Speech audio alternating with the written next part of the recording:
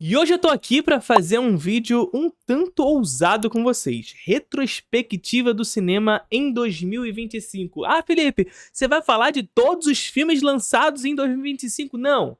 A gente vai falar de alguns que foram lançados, etc. Mas mais especificamente das principais notícias do mundo do cinema em 2025. Aquelas que durante o ano nós aqui no nosso canal, em sua maioria, estivemos sempre lá mencionando, noticiando, comentando e trazendo esses assuntos a vocês, informando vocês sobre uma perspectiva crítica que vocês já conhecem aqui no canal. Não sei como vai funcionar esse vídeo, é a primeira vez que eu tô fazendo uma retrospectiva desse tipo, não sei se a gente vai ter que dividir em duas vezes esse vídeo, se vai conseguir fazer de uma tacada só tudo, porque vocês sabem que eu sou assim, eu falo pra cacete. E é notícia demais durante o ano inteiro. Vamos conseguir? Não sei. Então vamos de janeiro a dezembro, todas as notícias que aconteceram no ano. Tem mês que não aconteceu tanta coisa, tem mês que aconteceu muita coisa, e a gente vai entendendo no meio do caminho como isso vai rolar. Mas antes da gente continuar, eu queria te fazer um pedido. Vocês sabem o quanto é difícil manter um conteúdo de cinema opinativo e crítico aqui no canal. Não é toda marca que chega até a gente, porque a gente não se exime da necessidade de falar sobre determinados assuntos. Por isso, eu peço encarecidamente que você seja o patrocinador desse canal, contribuindo no nosso Apoia-se. Aqui em cima você está vendo o QR Code para o nosso Apoia-se e você pode contribuir com qualquer quantia que você puder. Janeiro. Bom, vocês sabem que final de ano, início de ano, é a época de campanhas para o Oscar. Ou seja, estávamos ali no auge da nossa campanha para o que seria a nossa primeira vitória no Oscar de filme internacional com Ainda Estou Aqui. E mais especificamente em janeiro, nós tivemos a vitória de Fernanda Torres no Globo de Ouro, sendo melhor atriz, abrindo as portas para o que seria essa campanha vitoriosa do filme no ano. Mas foi também em janeiro, em época de campanha para o Oscar, que esse aqui que vos fala deu uma de Povo Paul. Uma premonição, digamos assim. Em janeiro, eu vim aqui em live falar pra vocês que só se acontecesse um grande escândalo com a campanha de Emília Pérez, que Ainda Estou Aqui teria alguma chance de vencer o Oscar de filme internacional. A indústria escolheu Emília Pérez para ser o filme estrangeiro do ano. A não ser que aconteça um grande escândalo envolvendo Emília Pérez, e não é isso que a gente torce que aconteça, porque a gente não pode querer ganhar pelo sofrimento do outro. Emília Pérez é o filme escolhido do ano, na categoria de filme estrangeiro e nas premiações daqui por diante. E vocês sabem que Oscar é campanha, que Oscar é momento. Não dá pra cravar sempre que vai ser um vencedor, apesar de surgir alguns favoritos. E naquela época o favorito disparado era Emília Pérez. Não à toa, concorreu a 10 Oscars à época. Ou seja, era o franco favorito a vencer o Oscar de filme internacional. Aquele filme, não sei se vocês lembram, Emília Pérez, o filme francês com atores hollywoodianos que fala sobre o México, mas que concorria a filme internacional. Enfim, aquele Frankenstein maluco que era Emília Pérez, que no final das contas rolou o grande escândalo. E eu falei à época, deixar bem claro aqui pra vocês, isso não significa que eu estava torcendo pra esse escândalo. Preferia que não tivesse acontecido. Também em janeiro, algo extremamente inusitado acontece. Mia Khalifa cria um Letterboxd. Ah, Felipe, isso é inusitado? Não, Mia Khalifa já se demonstrou uma pessoa extremamente engajada politicamente, extremamente interessada em artes. Mas o que é curioso é que Mia Khalifa, sem motivo aparente, começou a me seguir no Letterboxd. Eu não a seguia, eu não havia interagido com ela no Letterboxd ou coisa desse tipo, e ela simplesmente me seguiu. Depois eu segui de volta, né? Não custa nada. Mas me seguiu no Letterboxd. Aí eu fui ver os favoritos da senhora Khalifa e tava lá. Vértigo. Olha só. Fazia tempo que eu não falava sobre Vértigo aqui, hein? Também em janeiro venci o prêmio de melhor filme em preto e branco de 3 horas no PeeWeeCast. Vem, professor Felipe Leão. Vem buscar o prêmio de melhor filme iraniano preto e branco de 3 horas, Me e Marianne, The Children and 26 Others. Hoje ele tá meio tigrinho, né? Tá no tigrinho. E foi justamente no final de janeiro que explode o que seria o grande escândalo que eu previ na campanha de Emília Pérez. Os tweets de Carla Sofia Gascon, que expunham xenofobia, racismo e um tanto de coisas mais, inclusive ataques específicos ao Oscar. Inclusive a gente mencionou que fosse apenas, muitas aspas, xenofobia e racismo, porque ela menciona, por exemplo, a questão George Floyd, etc., muito provavelmente o Oscar não implicaria tanto assim, visto que já houve na história do Oscar alguns candidatos que inclusive venceram tendo tido falas durante a campanha um tanto racistas, digamos assim. As falas de Carla Sofia Gascon são pesadas, são duras, mas são antigas, o que não justifica definitivamente. O que eu tô dizendo é assim, tudo pesa um tanto mais quando se trata de uma mulher e, sobretudo, uma mulher trans. Merecido que ela não tenha vencido, não é pra ser premiada depois de tudo que aconteceu, só é a gente entender os dois pesos, as duas medidas pra tudo que acontece. A questão que eu quero trazer aqui é que a perda da vitória de Carla Sofia Gascon, que era uma das favoritas a estar entre as indicadas, esteve entre as indicadas, mas uma das favoritas a vencer o Oscar, estava em Emília Pérez como um dos filmes favoritos a vencer o Oscar de filme internacional, e quem sabe até mesmo beliscar o melhor filme aquele ano, visto que concorria a 10 Oscars, teve nesses tweets uma derrocada na sua carreira e na carreira do próprio filme na campanha. Mas não por conta da exposição de racismo e xenofobia, pelo menos acredito eu, visto que a história recente do Oscar demonstra que eles não estão exatamente preocupados com isso, mas sim pelo ataque direto ao Oscar, descoberto nesses tweets. Logo depois disso, também em janeiro, para tentar aliviar a barra e tentar fazer uma campanha de ataque, Carla Sofia Gascon acusa a equipe de Fernanda Torres de ter feito esse resgate de tweets. A gente sabe como funciona o Oscar, a gente sabe que o Oscar é campanha, e sendo o Oscar campanha, ele é tanto uma campanha pró a pessoa que está sendo assessorada, que está fazendo a campanha, mas também um ataque às outras, um ataque velado às outras. Então, esse tipo de coisa acontece. Mas Carla Sofia Gascon não tinha nenhum tipo de prova para esse tipo de situação e ataca diretamente a campanha de Fernanda Torres, o que causou um certo rebuliço à época, visto que a gente começa a se preocupar. Será que isso vai mexer com a campanha da Fernanda Torres também? Etc. Enfim, janeiro. E a gente começa fevereiro, né?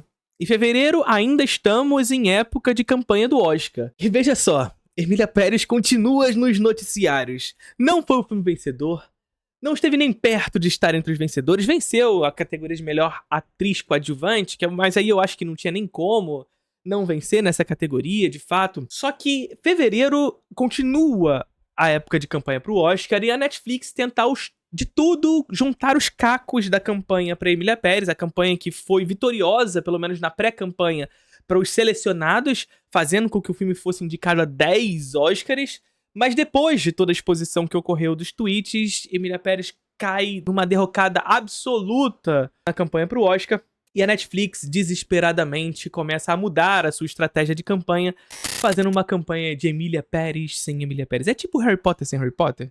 Então, Emília Pérez sem Emília Pérez. A campanha de Netflix começa a esconder Carla Sofia Gascon nos pôsteres, a esconder que Carla Sofia Gascon sequer tenha feito parte desse filme, fazendo com que os pôsteres de campanha para o Oscar expusessem a sua atriz coadjuvante como atriz principal. E foi em fevereiro também que eu assisti Wicked.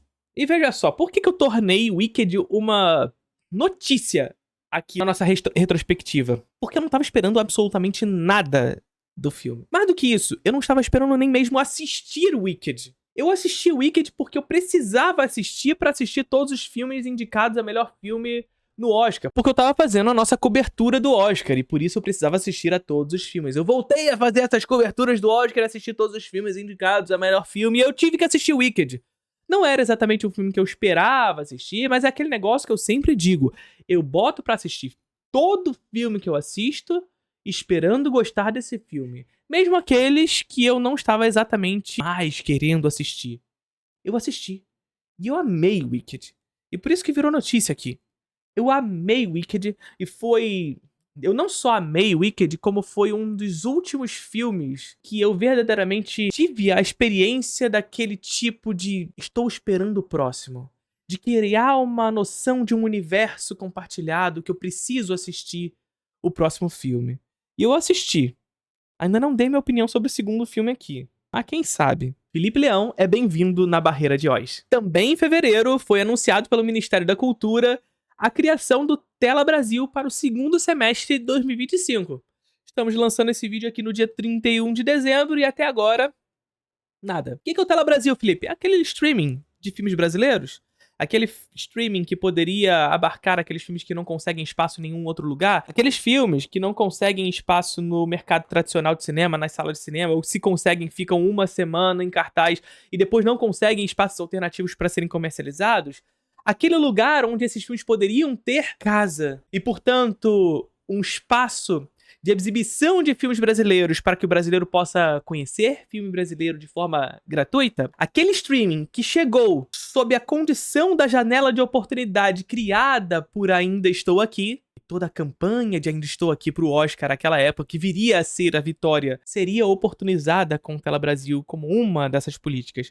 Estamos aí, 31 de dezembro de 2025, e essa notícia não se concluiu até então. Cadê o Tela Brasil? Esperamos. Também em fevereiro de 2025, em campanha para o Oscar, Fernanda Torres dá uma entrevista à Variety dizendo que os Estados Unidos financiaram a ditadura militar empresarial brasileira. O que é um fato, o que os documentos comprovam, não é nenhuma notícia absurda, só que é uma campanha corajosa também da Fernanda Torres, falando sobre um filme que trata sobre a ditadura empresarial militar brasileira em campanha para o Oscar. Então, uma notícia que vale a pena a gente trazer aqui para a nossa retrospectiva 2025. Em fevereiro também, Ne Zha 2, a animação chinesa, torna-se a maior bilheteria em animações da história do cinema. Chegamos em março e logo no início do mês, dia 2 de março, nós temos a cerimônia do Oscar. Toda aquela campanha que aconteceu em janeiro e fevereiro, muito vitoriosa de Ainda Estou Aqui, que fez com que o filme fosse indicado em 3 categorias: melhor filme internacional, melhor atriz e melhor filme, inédito para o cinema brasileiro, inclusive, traz de forma inédita também a vitória de Ainda Estou Aqui em melhor filme internacional. And the Oscar goes to I'm Still Here, Brazil. Provando que a campanha de Emília Pérez e todo o alvoroço criado pela polêmica de Carla Sofia Gascon de fato surtiu efeito. E o Oscar inédito vem para nossa casa, depois de um grande carnaval criado pelos brasileiros para essa vitória e para a tentativa de vitória de Fernanda Torres também. E a gente vai falar sobre isso. E por quê? Porque a Nora vence o Oscar de melhor filme. Mas não só a Nora vence o Oscar de melhor filme, como vence também o Oscar de melhor atriz com Mickey Madison. E os brasileiros ficam enfurecidos com a vitória de Mickey Madison, acreditando que Fernanda Torres era de fato uma das favoritas. E assim, a gente pode dizer que Fernanda Torres, e a gente avisou aqui, e existem provas porque todas essas notícias estiveram aqui no nosso canal. A gente falou, Fernanda Torres é uma das candidatas à vitória. Mas ela corre por fora. Porque esse Oscar estava na mão de Mickey Madison e de Demi Moore. Era uma ou outra. E o Oscar escolheu Mickey Madison. E os brasileiros, enfurecidos com a vitória de Mickey Madison, acreditando que Fernanda Torres merecia muito mais, e de fato, merecia. Mas isso não significa que Mickey Madison não merecia, porque também foi muito bem no filme. Mas enfurecidos com toda a situação, começam um espetáculo de misoginia e de ataques pessoais à atriz norte-americana, chamando de prostituta, como se isso de fato fosse algum problema, e outras coisas mais. E toda a cerimônia do Oscar, desde os indicados até os filmes que saíram vitoriosos no Oscar de 2025, demarcam uma escolha ideológica, de fato, para essa campanha. Ou seja, em março, nós demarcamos aquilo que seria o Oscar do cinema independente, e muitas aspas nisso. A Nora é um filme independente, Felipe? Pois é, então. Aquela coisa que a gente falou muito durante essa campanha, lá em janeiro, fevereiro e março. Cinema independente não significa que o filme é independente do capitalismo, mas sim que ele trabalha sob uma lógica outside das lógicas de estúdio, do cinema de departamento. É um cinema com uma prática distinta, mas que não está destituída dessas práticas maiores e, portanto, do capitalismo. É um filme onde os seus realizadores também precisam botar comida na mesa e, portanto, precisam fazer filmes que, por mais que não estejam sob a lógica de estúdio, precisam ser vendidos para esses. E, nesse sentido, algumas de suas práticas precisam ser rebaixadas, algumas de suas pautas precisam ser arrefecidas para que, de fato, esses filmes possam ser vendáveis, produtificados, concorríveis ao Oscar, por exemplo. E o Oscar de 2025 torna-se esse marco do Oscar do cinema independente com a vitória de Anora, com a vitória de Ainda Estou Aqui e com a vitória de Flow na categoria de filme em animação. E eu vou dizer pra vocês que em março rolou muita coisa, tá? Porque foi também nesse mês que rolou o Exposed. Você pagou 7 bilhões de reais por filmes que você nunca assistiu. Aquele lá fez um vídeo expondo o que seria o grande escárnio do cinema brasileiro, e aqui no nosso canal a gente rebateu cada um dos pontos que aquele sujeito mencionou. As mentiras faladas sobre o cinema brasileiro. E vale dizer algo que a gente sempre diz aqui nesse canal. E que a gente sempre faz aqui nesse canal, porque a prática é o critério da verdade. E vocês podem retornar em todos os vídeos produzidos nesse canal durante o ano. Se tem uma coisa que a gente faz aqui é criticar o cinema brasileiro e criticar a política no cinema brasileiro. Sobretudo nos últimos meses do ano, com todas as problemáticas envolvendo a regulamentação do streaming e a pasta do Ministério da Cultura. Vocês sabem o quanto a gente criticou essa pasta aqui no nosso canal. Então, crítica não falta. Agora, crítica mentirosa aqui nesse canal não rola. Então, a gente fez um Exposed em março aqui no nosso canal e também fizemos lá no canal do Ian Neves, caso vocês queiram conferir e saber um pouco mais sobre a política e a realização de filmes brasileiros no Brasil. É aquele tipo de gente que fala que é neutro, sabonete líquido neutro, sabe? Não, é neutro, nem esquerda nem direita, é em frente, mas tá sempre aliado com o Brasil Paralelo. E veja só, acabei de falar pra vocês sobre todo o processo de críticas que a gente faz ao governo aqui no nosso canal. E foi em março também que surgiu a Streama, a Associação de Streamings em Atuação no Brasil. Associação de Streamings brasileiros e estrangeiros, que se reuniam, os principais streamings, e aceitavam outros streamings menores que participassem também, desde que aceitassem esses como os grandes, como aqueles que trariam o lobby de fato, que seriam os cabeças da associação, né? E a Streama surge em março. O que a gente veria durante o ano é essa associação atuando para fazer lobby no Congresso Nacional para aprovar uma regulamentação do streaming aos seus interesses particulares. E o que a gente viu durante o ano, e a gente vai ver aqui durante a nossa retrospectiva, que isso de fato aconteceu. O Estado brasileiro, como todo Estado no capitalismo, sendo o balcão de negócios dos interesses privados de empresas privadas. Esses, portanto, parlamentares, que estão ali não para atender a interesses públicos e, portanto, de trabalhadores do setor audiovisual brasileiro, mas sim a interesses privados, sobretudo de empresas estrangeiras. E foi em março também que talvez uma das primeiras grandes polêmicas envolvendo inteligência artificial surge, a trend do Estúdio Ghibli. E todo mundo quis fazer parte da trend do Estúdio Ghibli. Todo mundo quis ter uma parcelinha do roubo de artistas. Mas a gente aqui no nosso canal também mencionou que a problemática envolvendo toda essa trend do Estúdio Ghibli tem uma lógica de responsabilização, de culpabilização. Não é culpa do indivíduo por tudo que está acontecendo, afinal o capitalismo cria essa lógica mercadológica, produtificável, onde o sujeito ele se sente na necessidade de fazer parte de algo. Então a inteligência artificial criou essa artificialização do interesse de fazer parte de algo. Mas, de fato, a culpabilização do indivíduo não deve ser feita, mas sim uma responsabilização individual e ética, sobretudo, que envolve inteligência artificial. E ainda em março de 2025, Donald Trump ameaça taxar filmes estrangeiros. Algo que viria, de fato, a acontecer novamente meses à frente, a gente vai chegar lá, mas uma primeira ameaça de Donald Trump a taxar filmes estrangeiros. Ah, Felipe, então ele queria taxar Ainda Estou Aqui, porque Ainda Estou Aqui venceu o filme internacional, então os Estados Unidos estão com medo do filme brasileiro entrar no território americano e dominar as salas de cinema, porque o cinema brasileiro faz filmes muito melhores do que os Estados Unidos. E o Jurandir Gouveia me disse que filme bom é o filme que consegue público. A gente sabe que não é assim. A gente sabe aqui no canal que não é assim que funcionam exatamente as coisas. Não é a qualidade que determina público, mas sim monopólio, capital, dinheiro. Donald Trump não estava preocupado com os filmes estrangeiros que entravam nos Estados Unidos, mas com as contradições internas do próprio capitalismo. Como assim, Felipe? Os Estados Unidos vêm numa toada de desindustrialização ano após ano, que provoca uma série de crises, inclusive políticas e econômicas nos Estados Unidos desde 2008. E essa desindustrialização não é diferente na indústria cinematográfica. É difícil, é caro fazer cinema nos Estados Unidos e, portanto, parte da produção de filmes americanos são feitas fora dos Estados Unidos. Isso nada mais é do que o capitalismo buscando reduzir custos, aumentar ganhos, reduzir custos, e a partir dessa contradição criada internamente pelo próprio capitalismo, a indústria americana sai dos Estados Unidos para produzir filme americano e retornar para os Estados Unidos posteriormente. A política de Donald Trump, portanto, de taxar filmes estrangeiros, nada mais é do que uma política de proteção ao cinema americano e, portanto, de impedir com que os filmes americanos saiam dos Estados Unidos para fazer seus filmes e façam internamente. Em março, um mês depois de tornar-se a maior bilheteria em animações na história, Neja 2 torna-se a 5ª maior bilheteria da história.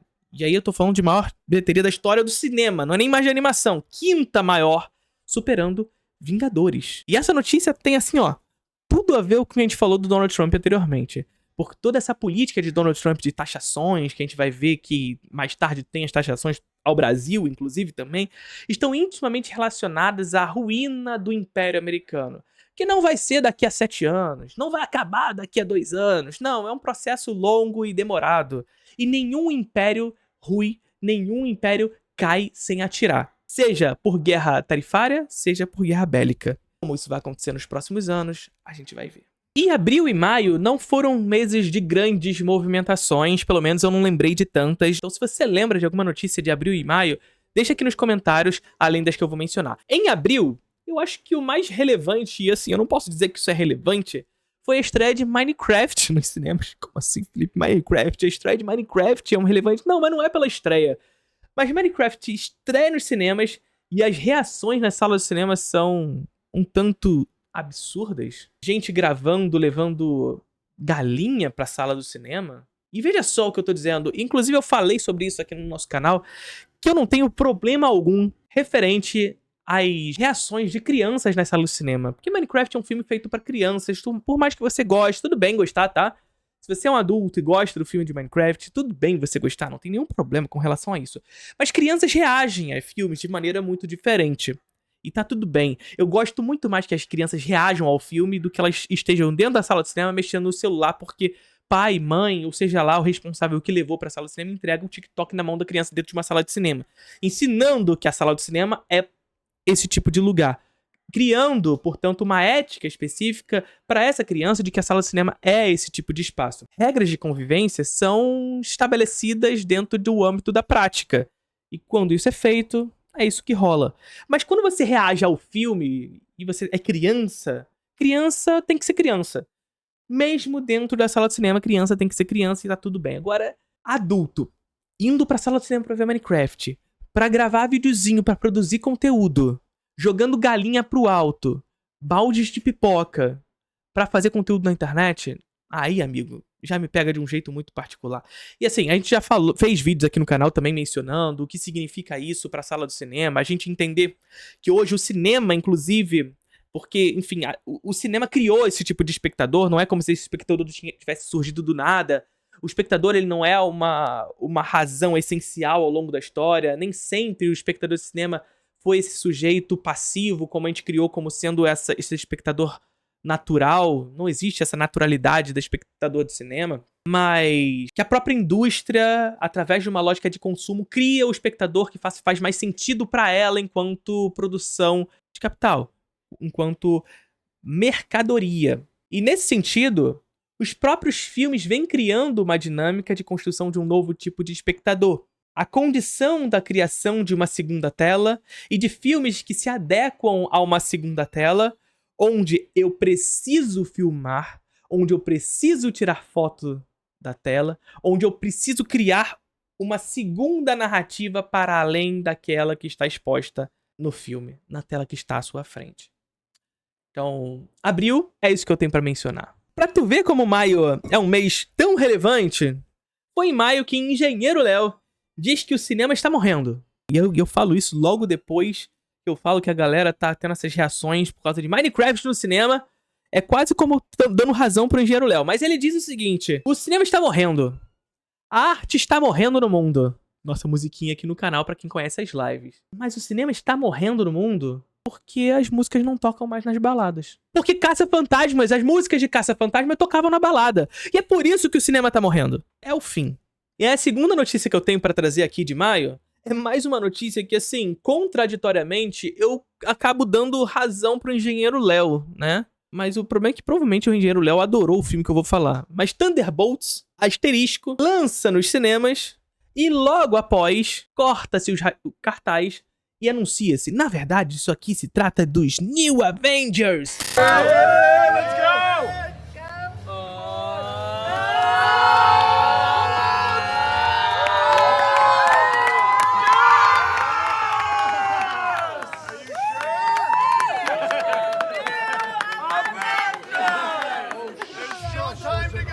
Os Novos Vingadores, comprovando que a Marvel está pouco se fudendo pra você, espectador. Fazendo com que você, espectador, na verdade, vá aos cinemas pagar por um ingresso pra assistir trailer.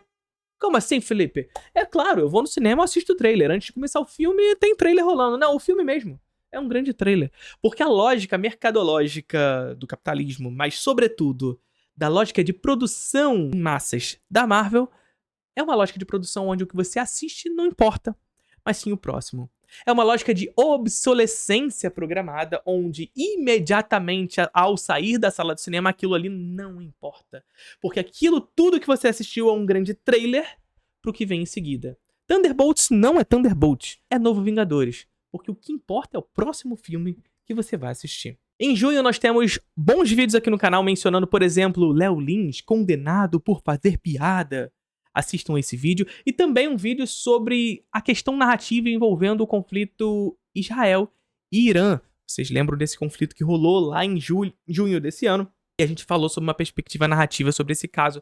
Recomendo que vocês assistam a esses dois vídeos. Mas foi em junho também que James Gunn, antes mesmo do lançamento de Superman, diz que a Marvel está morrendo. Curioso, né? Porque, veja só, a Marvel está morrendo porque os filmes são feitos sem roteiro. Os roteiros nem estão prontos ainda e o filme já está sendo filmado. Aqui na Warner, onde hoje eu sou responsável, não será assim.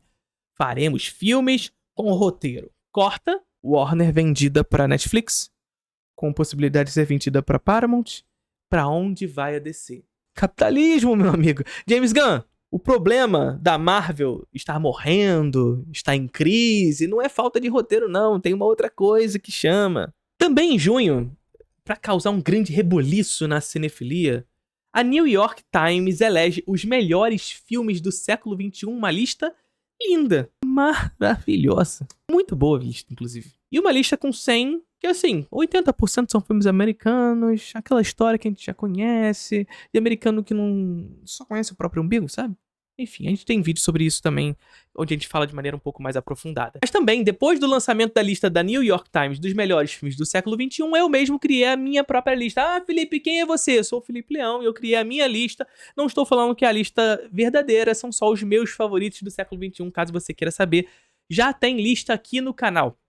E pra quem não sabe, aqui no nosso canal a gente está trabalhando sob uma perspectiva de metas. Ou seja, a cada 5.000 novos inscritos que a gente ganha aqui no canal, eu lanço uma nova lista de 100 melhores alguma coisa. E quando batermos a meta de 60 mil inscritos aqui no canal, nós faremos a lista de 100 melhores filmes da década de 90. Se inscreve no canal aí, na moralzão. E julho, Felipe? O que aconteceu em julho, Felipe? Meu aniversário. É isso. E é isso que eu tenho pra dizer. Também no mês de julho foi mês das taxações de Donald Trump ao Brasil, ou pelo menos o anúncio das taxações de Donald Trump ao Brasil.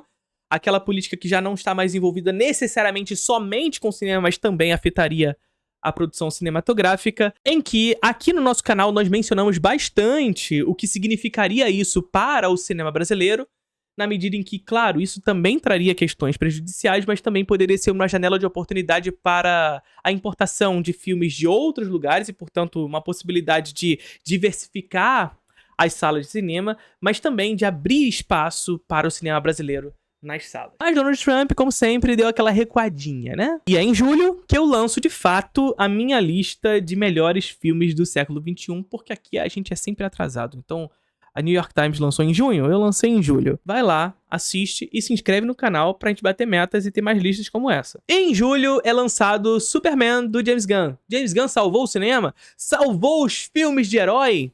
James Gunn rejuvenesceu, trouxe um novo gás, uma nova vida pros filmes de super-herói? Bom, eu lancei a minha crítica aqui no canal sobre Superman também. Acho um bom filme, mas assim... Por mais que eu tenha achado um bom filme, é aquela velha história que a gente sempre fica, né? Se um filme de super-herói faz um pouquinho diferente do que convencionalmente se fala, a gente logo fica encantado. Mas será que não é porque a régua tá muito baixa? Mas enfim, eu fiz uma crítica sobre Superman, depois vocês vão lá assistir também. Agosto. Dizem que agosto é o mês do desgosto, né? E, de fato, agosto foi o mês do desgosto pra nós aqui. Um mês de muitas incertezas, muitas mudanças, de necessidade de traçar novos caminhos, que a gente não necessariamente sabia pra onde ir. Surge o Vertigem no meio do caminho, um respiro nesse meio. Inclusive, se inscrevam no Vertigem, que tá muito maneiro. Inclusive, cada vez mais a gente vai entendendo o que a gente precisa e o que a gente quer com o programa. E a gente tá cada vez mais entendendo o que o Vertigem é. E hoje o Vertigem tá incrível. Se inscrevam no Vertigem. Não é um programa de cinema, mas a gente não abdica de falar de cinema. A gente tem muita notícia de cinema também por lá. Mas a gente fala sobre tudo, sob uma perspectiva crítica que vocês já conhecem, que eu trabalho, mas agora junto à Bruna. E já tendo participações de pessoas incríveis que já estiveram por lá. Marcelo e Dani, João Carvalho, Kenji Normose, Pacini e Sabrina, Marcel, Martina Giovanetti e Barba Russa, Luciano, Matheus Sodré, claro, nós temos sempre que ativar o protocolo Sodré, e ele já esteve lá também. Enfim, Gianluca, Matando Matheus a Grito, só gente maravilhosa que esteve lá com a gente. Laura Sabino, outro programa maravilhoso que teve por lá. E a gente continua nessa toada, querendo que em 2026 o Vertigem se estabeleça cada vez mais no cenário de podcast no Brasil, como um podcast diferente. O nosso interesse é fazer do Vertigem algo que de fato possa tratar de todos os assuntos de forma crítica. E é sempre importante que vocês estejam com a gente em um conteúdo como esse. Cara, tá calor pra caceta. Mas foi em agosto também que uma notícia muito importante que não criou um grande alvoroço como surgiu a partir da compra da Warner pela Netflix. Em agosto, a Skydance e a Paramount anunciam a sua fusão oficialmente. Por que a gente precisa falar isso? Porque essa notícia ela já é requentada de 2024. Em 2024, a Skydance compra a Paramount, mas ela precisa passar por todo aquele processo da lei antitrust que foi confirmada em agosto de 2025. E tudo isso envolvendo uma grande treta nos bastidores, porque a política se faz nos bastidores. A gente sabe que o Estado é balcão de negócios, de interesses particulares da classe dominante. Isso não é diferente do Brasil e dos Estados Unidos. Donald Trump estava em processo eleitoral, era candidato em 2024, quando a Skydance adquire a Paramount.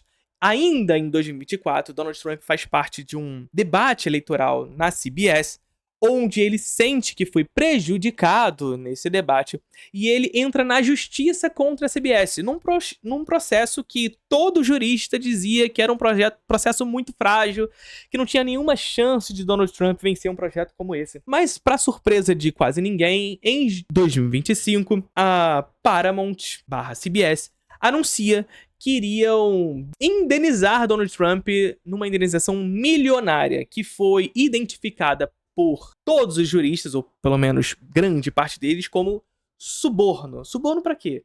Porque Donald Trump, de fato, foi eleito e assumiu em 2025 e seria ele o responsável por aceitar a venda da Paramount para a Skydance. E aí, como evidentemente você não pode pagar suborno direto, esse processo acabou sendo esse suborno dentro da lei. E em agosto de 2025, de fato, a Paramount e a Skydance fundem-se oficialmente. E essa história continua depois, com a Warner sendo comprada pela Netflix e o que vem a surgir daí por diante. Mas isso provavelmente vai ser um assunto para a nossa retrospectiva de 2026. Setembro. Desrespeitoso. Nolan do Twitter ataca os youtubers de cinema. Um rebuliço foi criado. Os youtubers de cinema precisam falar sobre cinema? Bom, eu já reagi a esses vídeos do Nolan do Twitter. O Nolan do Twitter criou esse alvoroço, esse rebuliço por aí. E vocês já sabem qual é a história, vocês já sabem o que surgiu a partir disso, né? Também em setembro desse ano, o Brasil precisava selecionar qual seria o seu indicado para o Oscar de 2026. Ou seja, qual filme nós, Brasil, iríamos selecionar como candidato, como possível candidato para a categoria de melhor filme internacional. E a polêmica que surge é qual? Do nada, da noite por dia, grupos de empresários e empresas se reúnem para fazer campanha para que Manas fosse esse filme, a despeito dos interesses coletivos e dos interesses materiais que envolvem o Agente Secreto. Por que eu digo isso? Porque o Agente Secreto venceu a porra toda internacionalmente. Esteve em Cannes, venceu o melhor diretor, melhor ator, teve uma campanha internacional maravilhosa, incrível. E para além de gosto pessoal, a gente entende que Oscar é campanha. E, portanto, ter uma trajetória internacional é a primeiro dos fatores envolvendo a possibilidade de se entrar numa campanha internacional. O Agente Secreto era o indicado certo.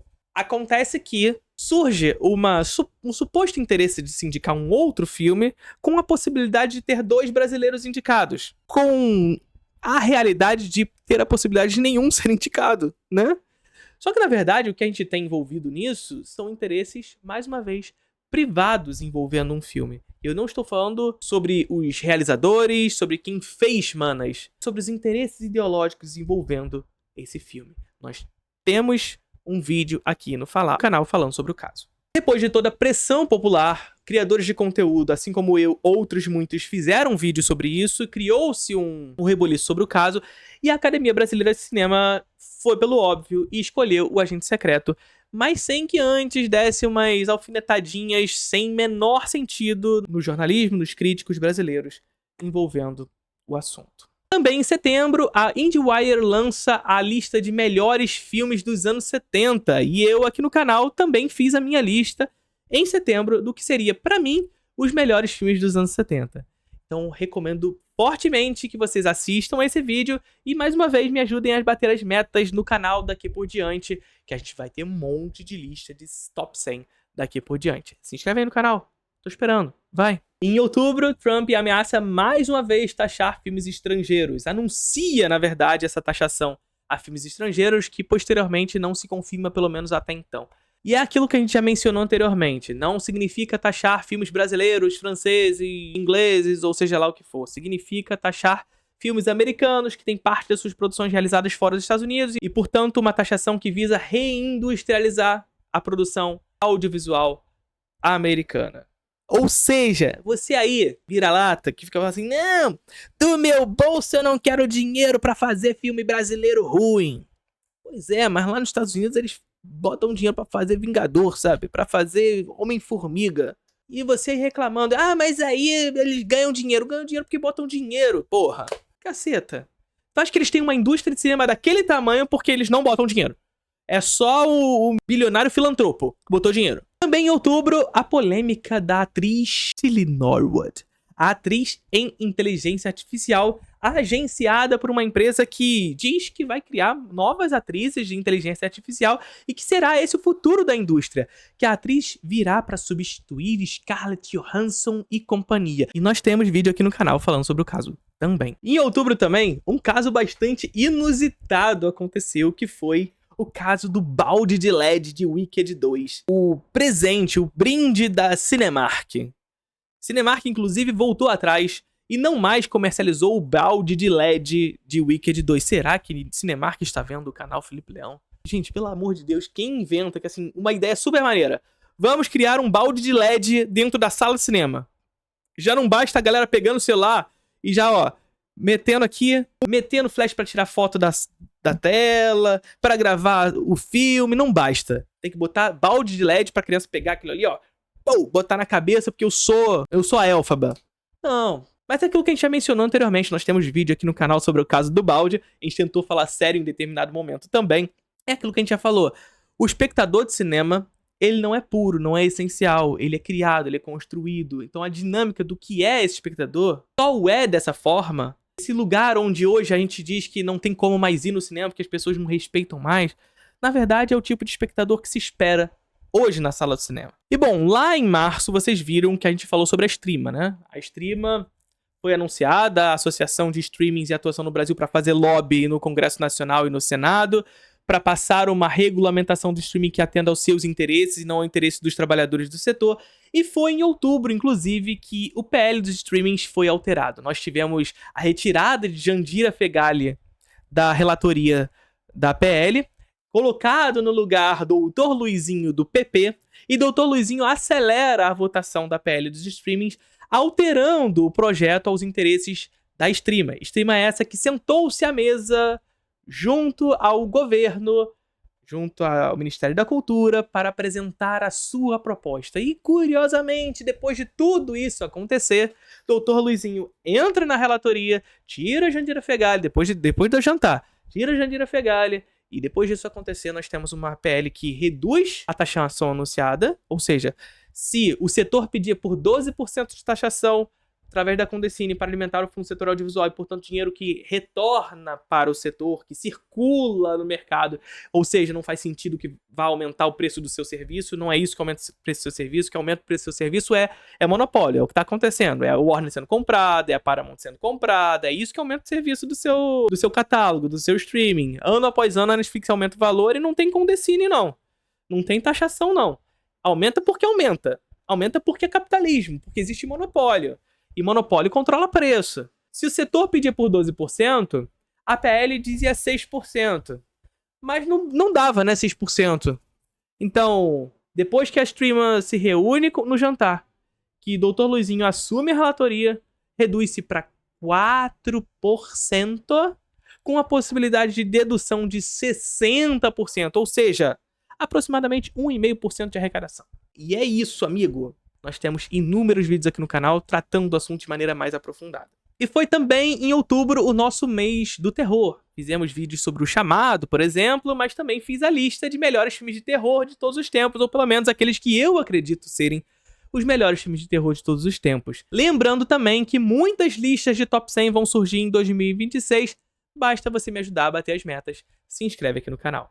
E em novembro, o projeto de regulamentação de streaming é aprovado na Câmara dos Deputados, com todas as polêmicas envolvidas. Mais uma vez, o Ministério da Cultura sentando-se à mesa Streama, Jandira Fegali tirada da relatoria, Dr. Luizinho assumindo a relatoria, diminuindo a taxação de o que seria 6% para 4%, com a possibilidade de dedução de 60%, ou seja, arrecadação de aproximadamente 1,5% apenas, o que não reduz nenhum tipo de distorção de mercado, e que faz, inclusive, com que haja a possibilidade de uso de dinheiro público para a produção de originais dessas empresas. Porque é isso, gente. O Fundo Setorial Audiovisual, o fundo pelo qual o dinheiro arrecadado através da Condecine, dessas taxações que todo o mercado audiovisual com atuação no Brasil paga, e quem não paga é os streams, ou seja, existe uma distorção de mercado envolvendo nisso. Esse dinheiro do Fundo Setorial Audiovisual ele é usado para que empresas independentes brasileiras, para que produtoras independentes brasileiras possam resgatar esse dinheiro através de editais para produzir conteúdo audiovisual brasileiro. Com a regulamentação de streaming, cria-se possibilidades para que empresas estrangeiras, Netflix, HBO, seja lá o que for, HBO que agora pode ser que vire a Netflix, ou vire a Paramount, né? Enfim, possam usar o Fundo Setorial Audiovisual brasileiro e, portanto, dinheiro público para produzir original estrangeiro. Ah, Felipe, mas é original estrangeiro brasileiro. Meu amigo, só tem diretor brasileiro. Diretor e ator e atriz brasileiro. O resto é tudo estrangeiro, porque é dinheiro que vai de remessa pra fora. Porque nem arrecadar de volta através da Condecine você vai arrecadar, porque você arrecada 1,5%. E essas são as grandes distorções criadas a partir desse projeto, que é aprovado na Câmara em novembro. Também em novembro morre Tatsuya Nakadai, o meu ator favorito da história do cinema, um dos grandes atores da história do cinema, e aqui no canal a gente fez uma menção, um vídeo em homenagem a Tatsuya Nakadai. E ao fechar das portas de 2025, em dezembro, nós temos um monte de notícias acontecendo no mundo do cinema. Primeiro, Netflix anuncia a compra da Warner.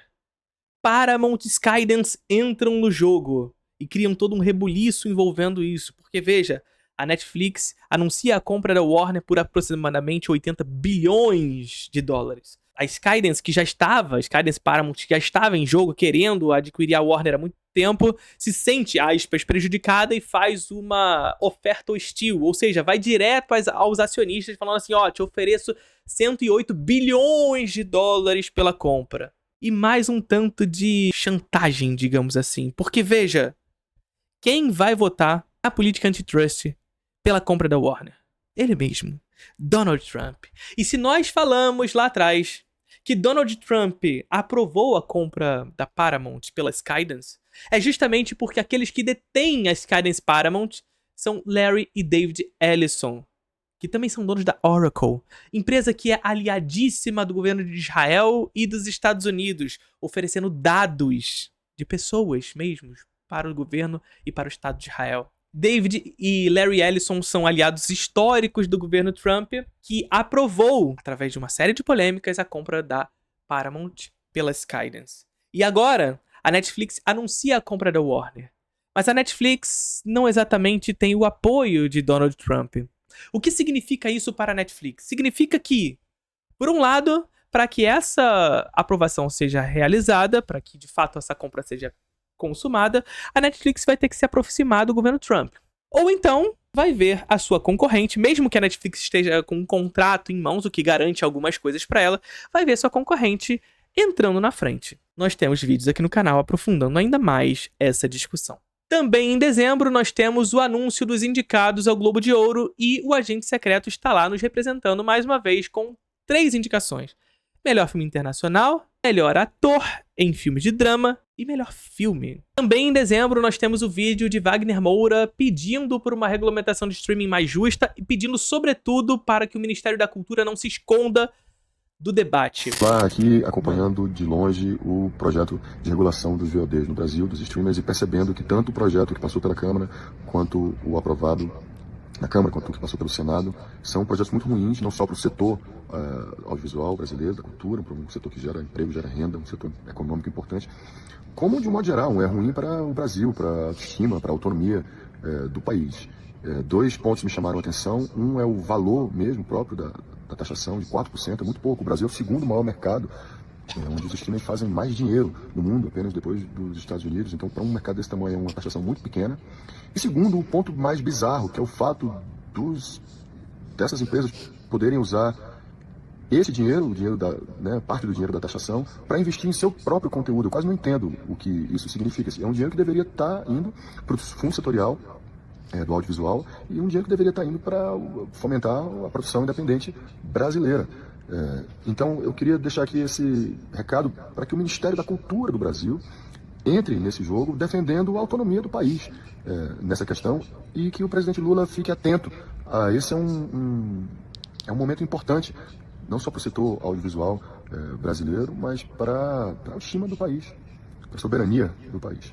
Mesmo que o Ministério da Cultura, de fato, esteja um tanto de mãos atadas nesse momento, porque já fez o que era para ser, o que não era para ser feito, para se dizer a verdade, né? E a partir do vídeo de Wagner Moura pedindo por uma regulamentação mais justa e para que o Ministério da Cultura pudesse atuar de maneira mais assertiva no caso, surgem os vídeos os áudios vazados, com muitas aspas, de Randolfo Rodrigues e Paula Lavigne. Eu tenho o telefone dele, então estou mandando esse áudio para você.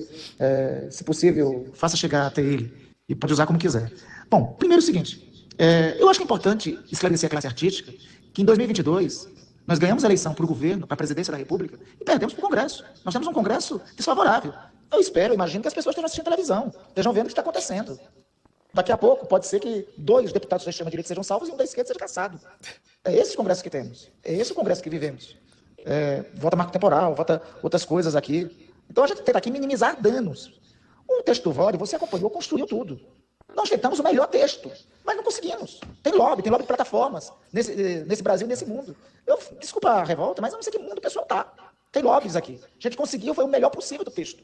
Não é o que, infelizmente, nem tudo é exatamente do jeito que a gente quer. Porque é esse Congresso que temos, com enormes limitações. Então, nós caminhamos lá na Câmara, conseguimos um avanço lá na Câmara, viemos no Senado, conseguimos um avanço com o Eduardo Gomes. Eu gostaria de aprovar, eu gostaria de ter um Congresso, 200 deputados do PT, 100 do PSOL, 20 do PSB, 30 do PDT, eu gostaria, mas não tem, pô. A maior bancada aqui é do PL, do partido do Bolsonaro. Será que o pessoal não entende isso? A gente aprova as coisas com enorme dificuldade aqui. Não é o que a gente quer, é o que a gente pode, é o que a gente tenta fazer. Outra coisa, me informaram que esse vídeo do Wagner foi a pedido de um rapaz dancinho. Parece o Paulo, enfim, eu só sei que esse rapaz, ao que eu lembro, você esteve aqui comigo para bancar esse moço Francine.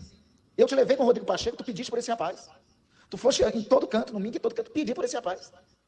Esse rapaz fica pedindo de artista vídeo contra a tua própria construção?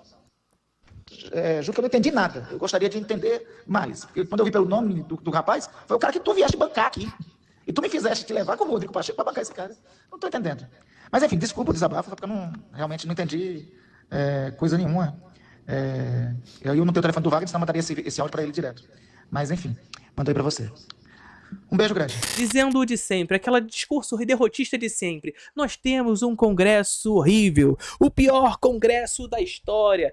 Nós passamos aquilo que nós podemos passar, não aquilo que gostaríamos de passar. Por que será? Deve ser por quê? Porque tem lobby? Porque você, Randolfo Rodrigues, inclusive, anunciou no seu áudio, tem muito lobby acontecendo. Escancara o lobby, Randolfo. Ao invés de aprovar projetos que atendam aos interesses específicos de uma classe dominante, portanto, dos interesses desses streams estrangeiros, ao invés de sentar-se à mesa com a streama, o caso do Ministério da Cultura, que sentou à mesa com a streama, ao invés disso, por que não sentar-se com o setor, com os trabalhadores do setor? Por que não se aproximar das pessoas? E aí veio o áudio de Paulo Lavigne. Traz pra gente, Focas, por favor. Vou explicar um pouquinho para você entender o contexto.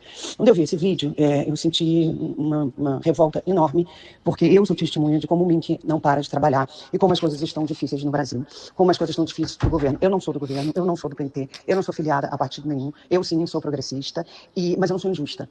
Eu estou colada, eu sou presidente de uma associação no qual eu tenho muito orgulho, que eu represento muitos artistas importantes, e eu estou junto com o Mink vendo todo o sacrifício, né, que eles vêm fazendo, e o governo, o empenho do governo para as nossas causas da indústria criativa, né? E aí esse senhor, aí eu liguei para o Vaguinho, e o Vaguinho me disse que esse senhor Paulo Coforado, vou abrir outro parênteses aqui, que o Manuel Rangel, que era o ex-presidente da Ancine, me pediu que ajudasse, junto a Rodrigo Pacheco e Randolph, a marcar a sabatina dele, do Paulo Coforado, para ser diretor da Ancine. Bom, trabalhei intensamente para isso, porque eu achava que era o melhor para o cinema, para o audiovisual. Hoje eu estou muito arrependida, muito. Porque a pessoa pegar o telefone para ligar para Wagner Moura, para orientar ela, para falar contra o governo e o Mink, eu não consigo entender. Num momento que está todo mundo revoltado com esse Congresso, né? Quem faz a lei é o Congresso. Então não depende, e a gente sabe que a gente está perdendo o Congresso. Hoje é dia 10 de dezembro, quarta-feira, e todo mundo dormindo de madrugada, né? O Congresso vai lá e passa uma anistia light, um verdadeiro golpe. E aí a gente acorda com um vídeo do nosso maravilhoso Wagner Moura cobrando o Mink e o governo como se o Mink e o governo não fizessem nada. E realmente eu saí do sério e fico pensando que às vezes que a gente realmente merece, como aquele secretário de cultura que a gente tinha, coisas desse nível, porque a gente não consegue se unir e ver as coisas como estão na cara da gente, como estão acontecendo dentro do Congresso. Dá uma tristeza, desculpa o áudio nome, desculpa o desabafo, mas realmente esse senhor...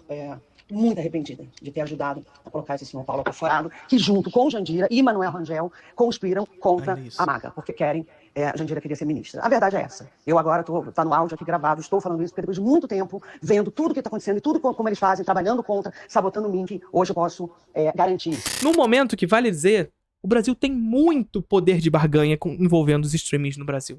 O Brasil é o segundo mercado audiovisual de streaming no mundo. Ou seja, o poder de barganha brasileiro envolvendo streaming é enorme. O interesse nunca foi atender os interesses dos trabalhadores. E aí, no final das contas, áudios vazados falando que nós não podemos fazer nada, blá blá blá, pior congresso da história. E a gente fecha o ano com a Fernanda Torres voltando para os noticiários, né? Mas dessa vez com a campanha de Havaianas. Havaianas cria um rebuliço e as pessoas estão passando pelas lojas das Havaianas com o pezinho direito. Porque, enfim, né? E é isso. Eu acho que eu lembrei da maioria das notícias envolvendo cinema em 2025.